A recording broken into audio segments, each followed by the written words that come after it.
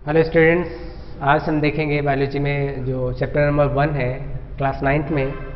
तो उसमें जो बहुत सारे टॉपिक्स थे, जिसमें से एक टॉपिक ये भी है राइबोसोम्स।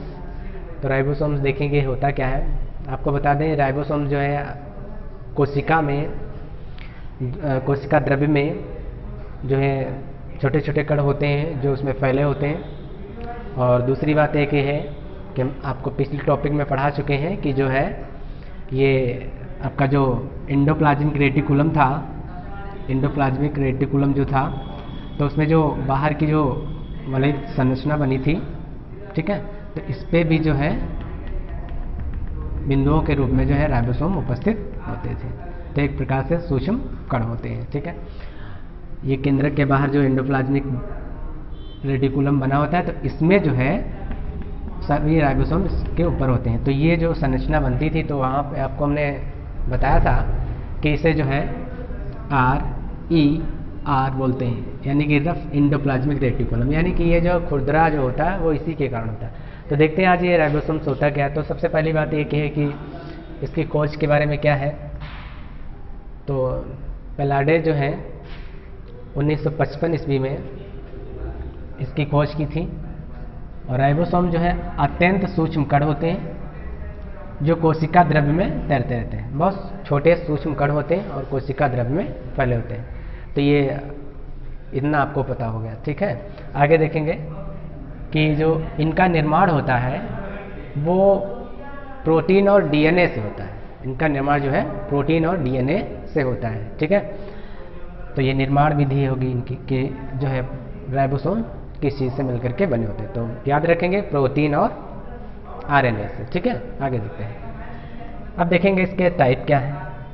तो जो राइबोसोम्स के टाइप होते हैं वो दो होते हैं। आप पिछली वीडियो में आपने पढ़ा है, जब वहाँ पे आपने यूकैरियोटिक और प्रोकैरियोटिक में डिफरेंस लिखा था, तो उसमें आपको बताया गया था कि जो प्रोकैरियोटिक में होता है वो 70S का होता है, यूकैरियोटिक में जो होता है वो 80S प्रकार का राइबोसोम्स होता है। तो वहाँ पे अलग अलग दो टाइप के थे। तो आज देखेंगे वो दो टाइप कौन से होते हैं। आइए देखते हैं। तो जो सबसे पहला है 70S राइबोसोम्स। तो 70S राइबोसोम्स ये जो है प्रोकैरियोटिक कोशिकाओं में पाए जाते हैं, 70S। दूसरी बात है 80S राइबोसोम। तो 80S राइबोसोम जो है वो आपके यूकैरियोटिक कोशिकाओं में पाए जाते हैं। तो ये दो टाइप के होते हैं राइबोसोम्स। अब इनकी बात यह है कि इनको मापने के लिए एक मापन यंत्र होता है जिसे अल्ट्रा सेंट्रीफ्यूज बोलते हैं, जिसे अल्ट्रा सेंट्रीफ्यूज बोलते हैं। ये आप नाम याद रखेंगे, जिसके मापन की इकाई है अल्ट्रा सेंट्रीफ्यूज। एक इस यंत्र से ये राइबोसोम्स मापे जाते हैं, ठीक है। और यहाँ पे एक ये है, आप देखेंगे अगली क्लास में भी देखेंगे या पिछली क्लास में भी पढ़े होंगे कि जो 70S होता है, यानी कि इसमें जो S जुड़ा होता है, S क्या है ये समझ लीजिए। S क्या है, तो S यहाँ पे ये है कि एक इसकी यूनिट होती है स्वीटबर्ग। स्वीटबर्ग एक यूनिट होती है।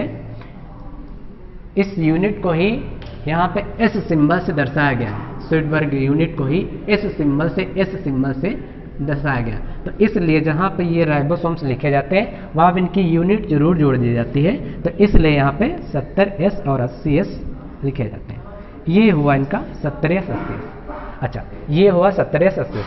S कैसे लगाते हैं, इनकी एक जो स्वीटबर्ग यूनिट होती है, इसके कारण जो है इसका सिंबल S होता है, इसलिए जो है वहाँ पे 70S या 80S यानी S पीछे जोड़ दिया जाता है। क्लियर हो इतनी बात। आगे देखते हैं। अब हम एक बात करेंगे इनके कार्य के पहले। इनके वर्क पढ़ने से पहले हम आपको एक चीज़ और बता दें कि जो इनकी दो उप इकाइयाँ होती हैं, जैसे हम पहले बात करेंगे 70S राइबोसोम्स की।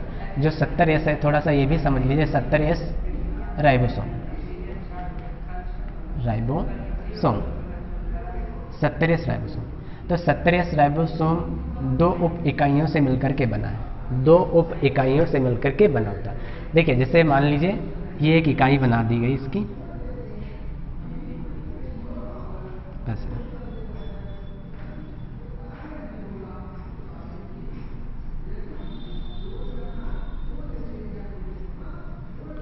ऊपर की इकाई जो है आपकी ये 30 और नीचे की इकाई जो है वो 50s और 30s और 50s। ठीक है, तो अब इसको आप क्या करेंगे, अगर आप इस तरह से इनको जोड़ लें, क्योंकि ये 70s है, तो आप में एक कन्फ्यूजन होगी कि सर यहाँ पे 70s आपने लिखा है और यहाँ पे इसको 80 किए और इसको 50 किए, तो जो यहाँ पे 30 किए और इसको 50 किए, तो ये पूरा जाते, ये बन जाएगा, अगर इसको जोड़ दें तो 80s बन जाता है, जो कि गलत है। ठीक है, तो आपको हम बताएं वो कैसे है, आपको बताते हैं। ये यूनिट जो है ये दो उप इकाइयों से मिलकर के बनी, तो मान लीजिए एक ये 70s का हो गया और एक ये 80s का। ये तो इसमें जो कुछ तंतु निकले हैं, तो ये तंतु क्या होते हैं जब आपस में जुड़ते हैं, ठीक है, जो यहाँ पे ये इसके साथ ये जुड़ जाते हैं ऐसे, तो ये जो जब जुड़ते हैं तो इसका जो 10% भाग होता है ये इसी में दब जाता है, धंस जाता है। ठीक है, इसी में धंस जाता है, इसलिए जाकर के जब ये कम्प्लीटली पूरा तैयार होता है तो ये 10% जो इसमें दब जाता है। ठीक है, तो ये कम्प्लीटली जो है तब जा कर के यहाँ पे 70s बनता है। ठीक है, तो इसकी जो अगर इनको अलग अलग करेंगे तो जो इसके अंदर धंसा हुआ भाग है वो बाहर आ जाएगा, तो ये क्या हो जाएगा 70s 30s और 50s का हो जाएगा। तो अगर जोड़ेंगे तो वहाँ पे 80 होता, लेकिन जब ये यहाँ पे जुड़ेगा तो ये 10% भाग इसके अंदर हो जाएगा। सेम इसी तरह, तो इतनी बात आपको समझ में आई, ये 70s की बात करें। अगला जो है 80s राइबोसोम। 80s राइबोसोम, इसमें भी जो है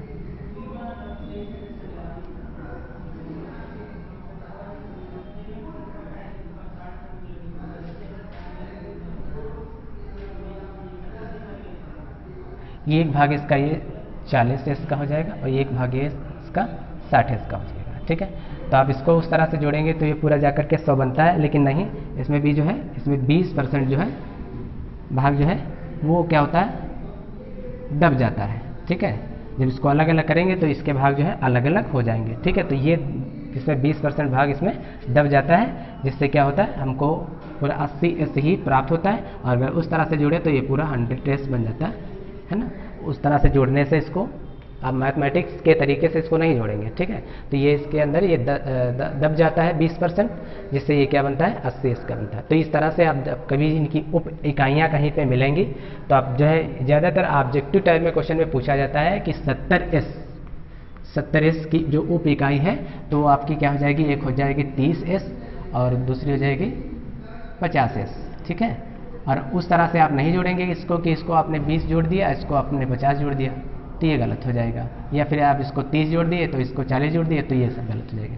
यूनिट इसकी ये सही रहेगी। ठीक है, और 80s की अगर जब कहीं पे पूछी जाएगी उसमें आप ऑप्शन दिया होंगे बहुत सारे, तो उसमें जो है 80s जहाँ पे होगी तो जो उप इकाई है तो आपकी हो जाएगी एक 40s की हो जाएगी और एक आपकी 60s की हो जाएगी। ठीक है, तो ये दो इसकी उप इकाइयाँ होती है, ये ध्यान रखें कि यही विकल्प सही है, ना कि मान के चलिए एक आप 40 कर दिए और आप एक जो है 30 कर दिए हो, एक मान लीजिए आपने 30 कर दिया, एक 50 कर दिया, तो ये गलत हो जाएगा। ठीक है, तो ये सही इसका ये होगा। ठीक है, तो ये 70s 80s इनकी दोनों उप इकाइयाँ क्या हैं ये आप समझ गए। ठीक है, आगे बढ़ते हैं इनके कार्य के बारे में। इनका जो मेन कार्य होता है वो प्रोटीन सिंथेसिस का होता है, प्रोटीन संश्लेषण का काम होता है। इनका जो मेन कार्य है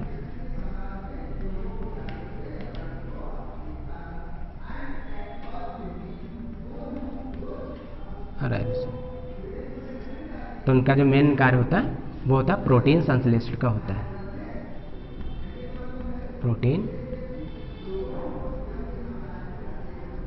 प्रोटीन सिंथेसिस। ठीक है, ये प्रोटीन संश्लेषण का काम करते हैं। ठीक है, तो ये हुआ इसका एक कार्य। तो इस तरह से जो है राइबोसोम दो भागों में बटा होता है। इसकी उप इकाइयाँ क्या हैं, इसकी खोज जो है बेलार्डी नाम के वैज्ञानिक ने 1955 में की थी। ठीक है, तो इसके दो टाइप होते हैं, 70s 80s। एस क्यों लगा होता है, इनकी स्वीडबर्ग यूनिट के लिए, और इनके मापने का जो है अल्ट्रा सेंट्रीफ्यूज होती है, ठीक है, और इनका जो मेन कार्य होता है वो प्रोटीन संश्लेषण का होता है, ठीक है। तो आप इतनी चीज़ें कंप्लीट कर लीजिए और ये आपका राइबोसोम यहाँ पे कंप्लीट हो गया, ठीक है। थैंक्स।